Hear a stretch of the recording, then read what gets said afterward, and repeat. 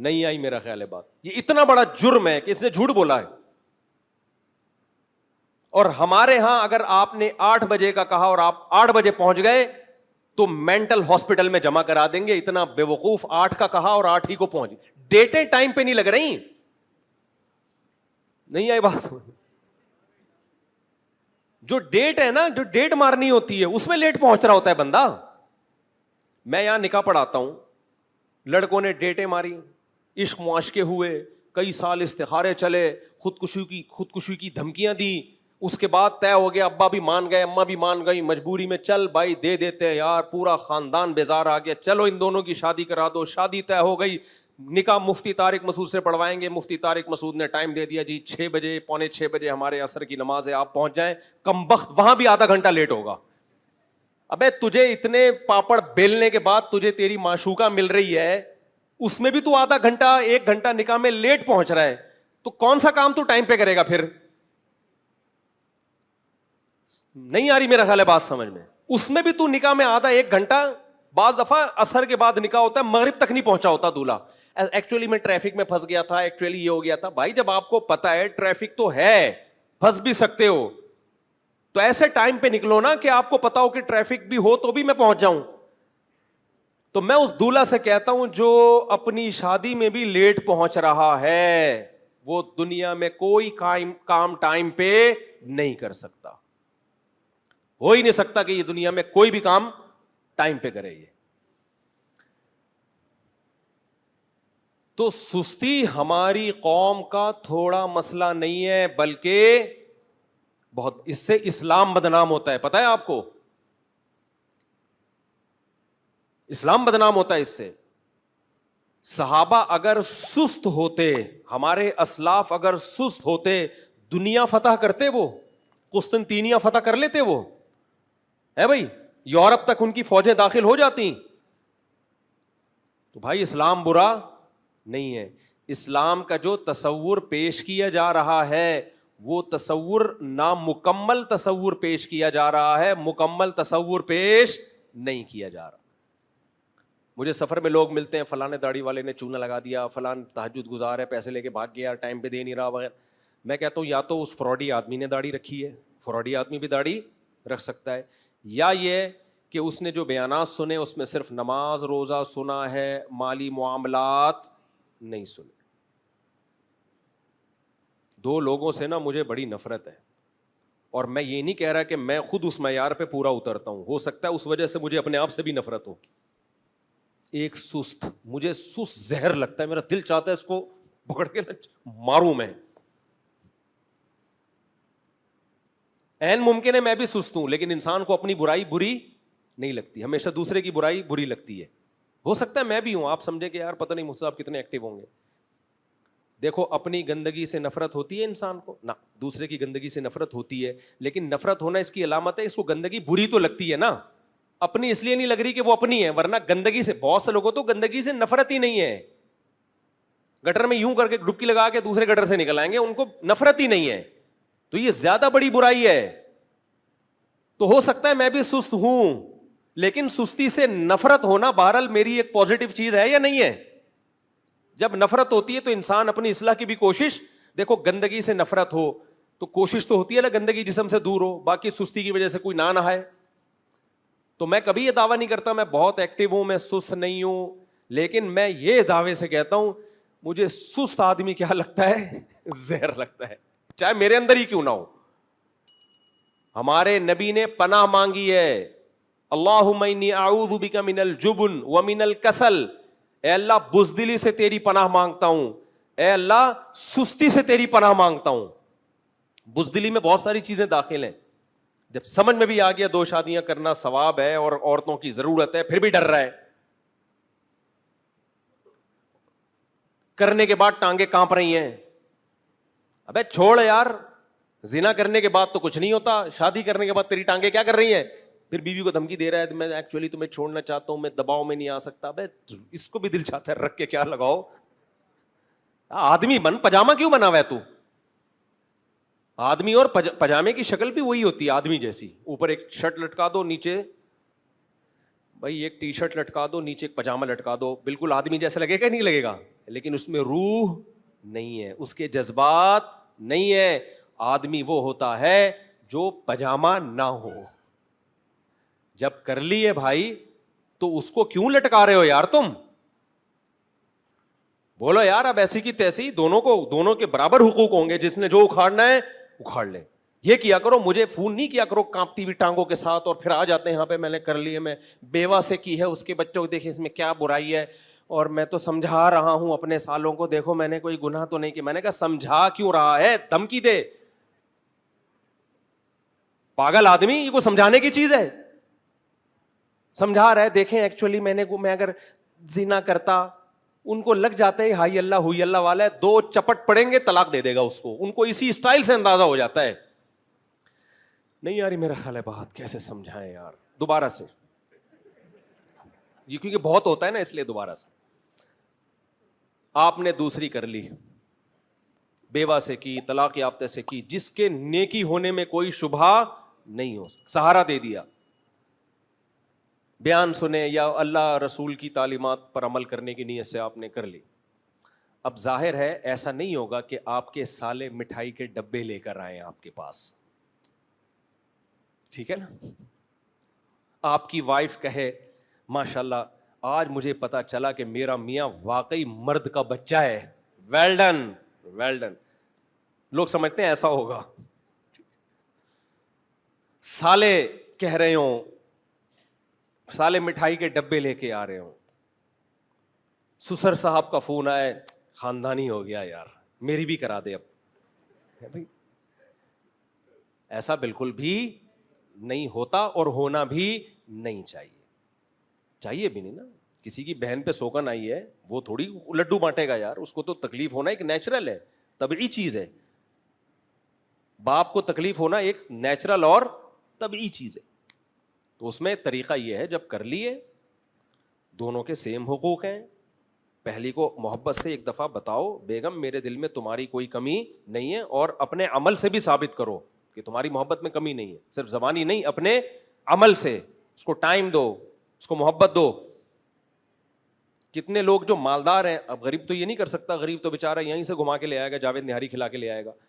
مالداروں کو میں کہتا ہوں یار پہلی بیوی کو دبئی گھما کے لاؤ. ایسا ہوا ہے ایک آدمی نے دوسری شادی کی, بہت تکلیف ہوئی پہلی کو, میں نے کہا اس کو دبئی کے ٹور پہ لے جا بھائی, تو لٹکا کے نہ چھوڑو اس کو. دبئی گھما کے لائے, مختلف ملکوں میں, ٹائم اب اس کو مینج, اس کو زخم اس کو پہنچا ہے نا, تو جو جائز حق ہے وہ اس کو دیا جائے گا. یہاں تک ٹھیک ہے, یہاں تک دباؤ بھی قبول کرو, یہ اس کا جائز مطالبہ ہے, ٹھیک ہے نا.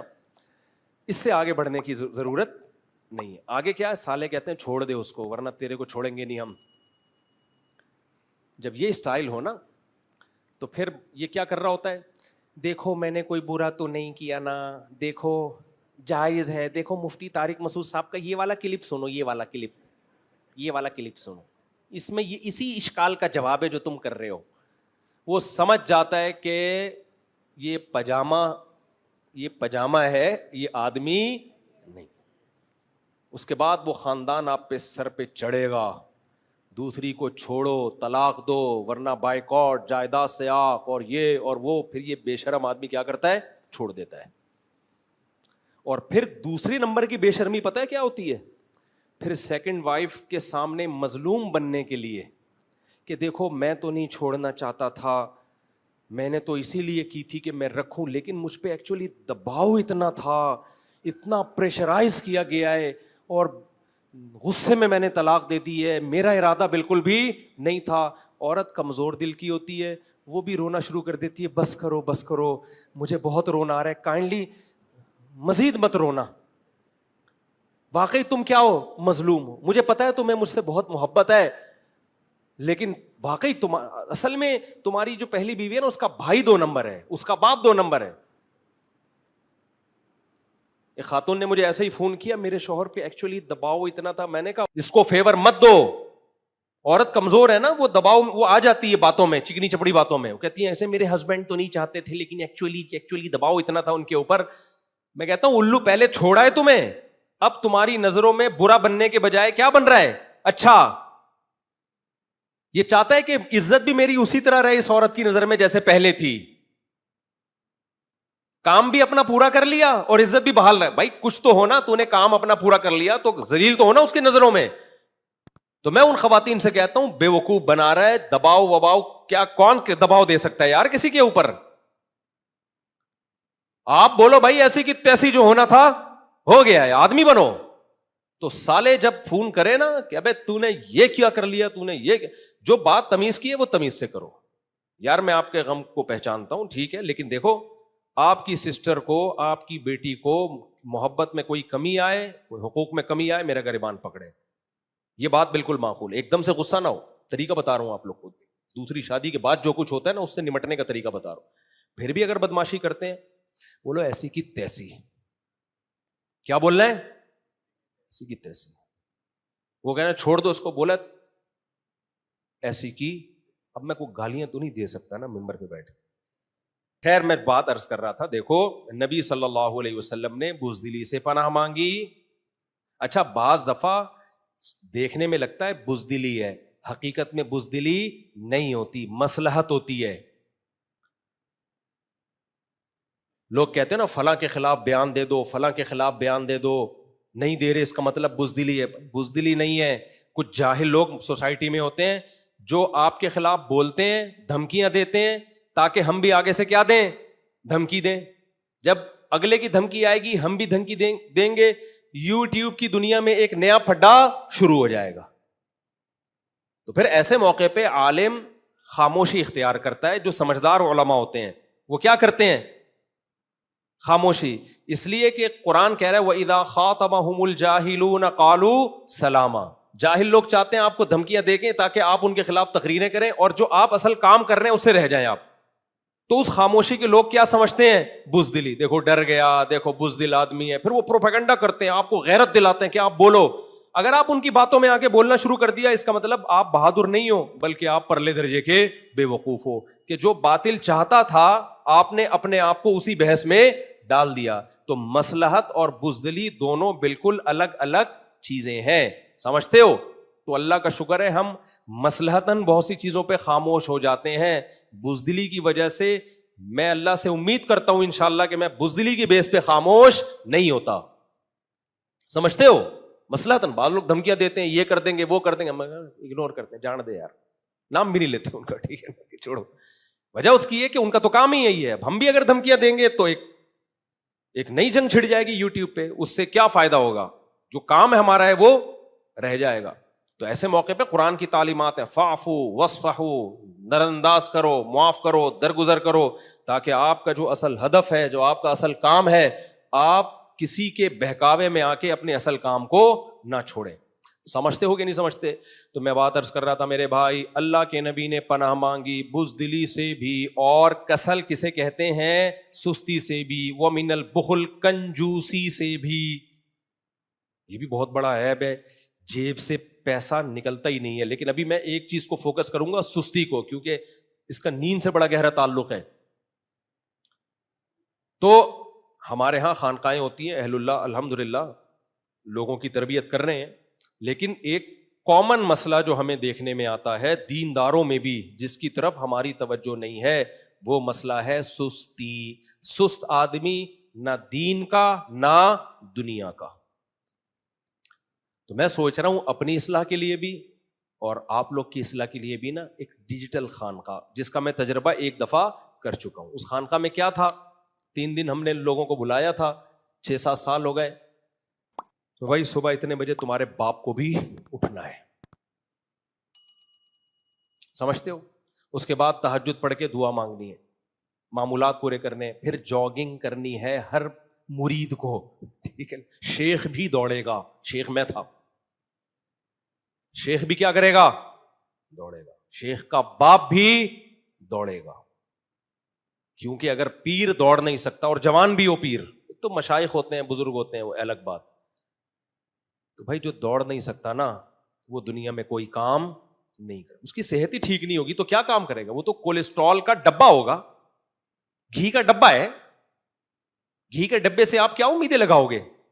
ہے بھائی, چل نہیں سکتا, دوڑ نہیں سکتا.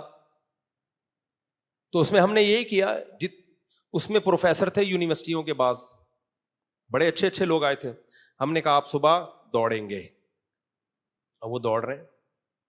اب جس کو دوڑنا نہیں آتا، پہلے ہم نے کہا آپ واک کریں، تھوڑا تیز واک کریں اتنی دیر، پھر آہستہ آہستہ ہلکا ہلکا دوڑیں. دوڑیں گے، واک سے کام نہیں بنے گا، دوڑنا ہونا چاہیے. میں نے ایسے ایسے کیس دیکھے جن کو میں بہت زیادہ پرفیکٹ سمجھتا تھا ان کی صحت تو ہٹو بچو ہے یار، 4 قدم دوڑے اور گر گئے. آپ اندازہ لگاؤ، جب یہ حال ہو کہ آپ چل نہیں سکتے، آپ دوڑ نہیں سکتے، تو آپ دین یا دنیا کے کسی کام کے ہو سکتے ہو آپ؟ یہ تو کیا یعنی نہ اللہ کا نہ اللہ کے بندوں کا. جو سست آدمی ہے وہ 5 ٹائم تکبیر اولیٰ کے ساتھ نماز پڑھ سکتا ہے؟ وہ تو اٹھنے میں گھنٹہ لگا دے گا. تو ان میں ہم نے دوڑایا. تو ہمیں پتہ ہے کیا کرنا ہے اپنی اصلاح کے لیے نا. دیکھو جو نوجوان اخلاقی برائیوں میں ہے نا، اخلاقی برائیوں میں ان سے صرف یہ کہتا ہوں کہ تم اپنے سونے اور اٹھنے کی ٹائمنگ کنٹرول کر لو. 50% سے زیادہ اخلاقی برائیاں تمہارے اندر ختم ہو جائیں گی. صرف سونے اور اٹھنے کے ٹائم کو کیا کر لو، بولو، ٹھیک کر لو. جو لوگ رات کو جلدی سوئے صبح جلدی اٹھیں، 50% گناہوں سے اللہ ان کو ویسے ہی بچا لیتا ہے. تو بھائی یہ بھی ہمارے مذہب کا حصہ ہے. اور نبی صلی اللہ علیہ وسلم نے کیا فرمایا؟ المؤمن القوی احب الی اللہ من المؤمن الضعیف. طاقتور مومن اللہ کو کمزور سے زیادہ محبوب ہے. دنیا میں ہر قوم کو کمزور لوگ چاہیے یا طاقتور لوگ چاہیے؟ بولو. دنیا میں جتنے بھی کنٹری ہیں وہ کیا چاہتے ہیں کہ ہماری عوام صحت مند ہو یا بیمار ہو؟ صحت مند ہو، کیونکہ کنٹری ترقی کرے گا، قوم پہ بوجھ نہیں بنے گا. تو نبی صلی اللہ علیہ وسلم کیا اپنی امت کے بارے میں یہ چاہیں گے کہ سارے لنگڑے لولے آڑے ترچھے موٹے اور کولیسٹرول کے ڈبے ہوں؟ کیا چاہیں گے نبی صلی اللہ علیہ وسلم؟ نہ ان میں دماغ میں سوچنے کی صلاحیت ہو، نہ چلنے کی، نہ پھرنے کی. کھا کے بس دھماکے کے ساتھ ایک دن انتقال کر جائیں. کیا نبی یہ چاہیں گے؟ ہمارے نبی تو اپنی امت پہ فخر کریں گے قیامت کے دن. تو کیا ہم جیسوں پہ فخر کریں گے؟ بولو نا کیا ہو گیا؟ نبی کہیں گے یہ میری امت، اس میں ہمارا بھی شمار ہوگا. پاکستانی کہیں لائن میں کھڑے ہوئے ہوں گے. تو ہم جیسے نالائق مارکیٹ میں آ رہے ہوں گے جو صبح 11 بجے سو کے اٹھتے تھے اور رات کو 4 گھنٹے سونے کی کوشش میں لگاتے تھے، پھر صبح 11 بجے سو کے اٹھ کے دوبارہ جاگنے کی کوشش میں لگے رہتے تھے. تو بھائی یہ ہمارے مذہب کا حصہ ہے. اپنے آپ کو چست بناؤ، سستی کو مارکیٹ سے ختم کرو. گرمی لگ رہی ہے، لگنے دو، ٹھیک ہے نا. پسینہ نکالو اپنا. سردیوں میں سردی لگ رہی ہے، بولو، لگنے دو، کچھ نہیں ہوتا. اور بچوں کو بالکل چھوئی موئی بنانے کی قطعاً ضرورت نہیں ہے. بچوں کو کچھ بھی نہیں ہوتا اتنی جلدی. یہ لوگ کہتے ہیں ہائی میرے بچے کو گرمی بہت لگ رہی ہے. بچہ ایسا لائف کو انجوائے کرتا ہے نا، وہ ان فضول چیزوں کی طرف اس کی توجہ ہوتی ہے. ہمیں یاد ہے بچپن میں اتنے گرمی دانے نکلا کرتے، کھجارے رہتے تھے، باقی سارے لائف کو فل انجوائے کرتے تھے. بچوں کو تھوڑی اتنی ٹینشن ہوتی ہے جتنی بڑوں کو ہوتی ہے. دانے کبھی نکل جاتے تھے نا ہمارے. مجھے یاد ایک دفعہ یہ میری پوری ٹانگ پھوڑے پھن سے نکل گئے نا. کوئی وائرل پھیلا ہوا تھا، کیا تھا، بچہ تھا میں. پوری ٹانگ میں کیا نکلے ہوئے تھے؟ پھوڑے. ابا ہمارے منع کرتے تھے، پھر بھی ہم چھپ کے ہاکی کھیلنے جاتے تھے ہم اسی ٹانگ کے ساتھ. اب ایک پھوڑا بھی نکل جائے نا کسی کام کے نہیں رہتے. پوری ٹانگ میری بڑھ گئی تھی، ابھی تک نشان باقی ہے اس کے. پیپ پڑ گئی تھی، پھر بھی ہم جا رہے ہیں ہاکی کھیلنے. یہ مجھے واقعات کیوں یاد رہ گئے آپ کو بتانے کے لیے کہ بچہ تکلیفوں کو زیادہ لفٹ بولو نہیں کراتا. اس لیے بچوں کو نہیں، ہائے میرے بچے کو گرمی لگ رہی ہے، اے سی چلاؤ، اے سی چلاؤ. اس کو نہیں پتا چل رہا ہوگا، وہ پسینہ نکلے گا، اس کو گرمی دانوں کا بھی پتا نہیں چلتا. اس کو خدا کے لیے چھوئی موئی مت بناؤ، اس کو تھوڑا سا اسٹرانگ کرو، اس کو گرمی جھیلنا سکھاؤ. گرمی برداشت کرنا سیکھ جائے، یہ اس کی صحت کے لیے زیادہ ضروری ہے. نہیں سیکھے گا نا، کل ہم جو اسکول میں لائن لگا کے کھڑے ہوتے تھے نا جب، تو جتنی برگر فیملیوں کے بچے تھے نا، 8 بجے ہماری وہ لائن لگتی تھی اسکول میں. قومی ترانہ ہوتا تھا، دعائیں، جب سب اسکولوں میں ہوتا ہے. تو جس گرمیوں میں پتہ ہے کیا ہوتا تھا, جون میں 8 بجے 4-5 لڑکے لڑک جاتے تھے اس میں, جو برگر فیملیوں سے جن کا تعلق تھا, 4-5 کیا ہو جاتے تھے لائن میں کھڑے کھڑے. بھائی 8 بجے اسمبلی ہو رہی ہے, 15 سے 20 منٹ کا وہ ٹائم تھا, 15 سے 20 منٹ ان برگر فیملیوں کے لیے 15 منٹ تک دھوپ میں کھڑا ہونا ان کے لیے ممکن نہیں تھا. لڑک کر کے گرتے تھے. پھر ہمارے ٹیچر پریشان ہو, بھائی ڈی ہائیڈریشن, اس کو گلوکوز پلاؤ, اس کو یہ کراؤ, اٹھا کے لے کے جا رہے ہیں. ہم حیران ہوتے تھے, ابے اس کو ہو کیا گیا ہے. تو جب انسان مشقتوں کا عادی ہوتا ہے, اس کے لیے روزہ رکھنا بھی آسان, اس کے لیے تہجد پڑھنا بھی آسان, اس کے لیے نماز پڑھنا بھی آسان, اس کے لیے ماں اور باپ کی کڑوی کسیلی کو برداشت کرنا بھی آسان, کیونکہ اس کے اندر برداشت کی طاقت. اکثر